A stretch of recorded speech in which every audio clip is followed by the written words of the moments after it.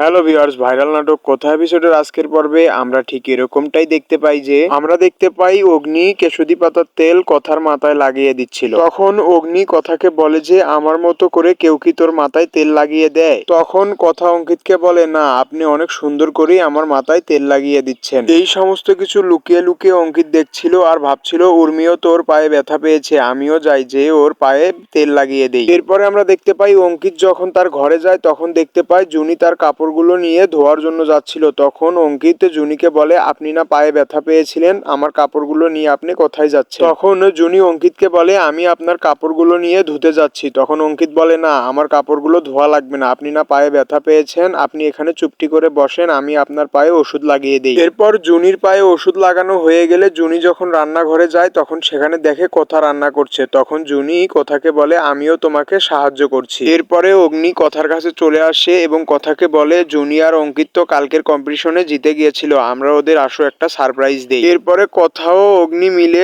অঙ্কিত ও জুনিদের ঘর সাজিয়ে ফেলে। তখন অগ্নি কথাকে বলে আমি তোকে অনেক ভালোবাসি। তখন কথা অগ্নিকে বলে আমিও আপনাকে অনেক ভালোবাসি। তখন কথা অগ্নিকে বলে আমি জানতাম আপনি আমাকে ভালোবাসেন। সো ভিউয়ার্স, এই ছিল আজকের ভাইরাল নাটক কথা এপিসোডের মূল পর্ব। এই নাটকের নতুন নতুন পর্বগুলো পেতে আমাদের চ্যানেলটিকে অবশ্যই সাবস্ক্রাইব করে এবং একটি লাইক দিয়ে আমাদের পাশে থাকবেন। ধন্যবাদ।